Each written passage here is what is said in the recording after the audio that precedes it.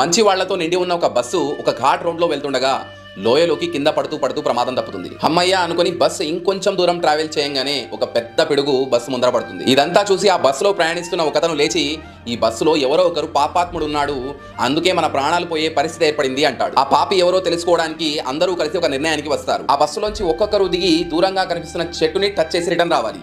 ఎవరైతే పాపి అయి ఉంటారో ఆ చెట్టుని తాకంగానే ఆ చెట్టుపై పెద్ద పిడుగు పడుతుంది. అందరూ ఒకరి తర్వాత ఒకరు వెళ్లి ఆ చెట్టుని తాకడం చేస్తూ వచ్చారు. లాస్ట్ కి ఒకే ఒక పర్సన్ మిగిలి ఉంటాడు. ఇతనే ఆ పాపాత్ముడై ఉంటాడని అందరూ అతన్ని నీచంగా చూడడం స్టార్ట్ చేస్తారు. ఆ పర్సన్ భయపడుతూ బస్సు దిగి మెల్లమెల్లగా చెట్టు దగ్గరికి వెళ్తాడు.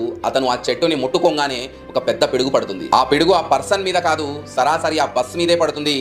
ఆ బస్సులో ప్రయాణిస్తున్న అందరూ కాలి బూడిదవుతారు. ఈ ఒక్క పర్సన్ ఉండడం వల్ల ఆ బస్సులో ఉన్న వాళ్ళందరూ ఇప్పటి వరకు ఎన్ని అడ్డంకులు వచ్చినా సురక్షితంగా ఉండి ఉంటారు. అందుకే ఎవరి గురించి పూర్తిగా తెలుసుకోనంత వరకు అతని గురించి తప్పుగా అర్థం చేసుకోకూడదు. ఒకవేళ ఎదుటి వాళ్ళలో తప్పులు వెతకాలి అనుకుంటే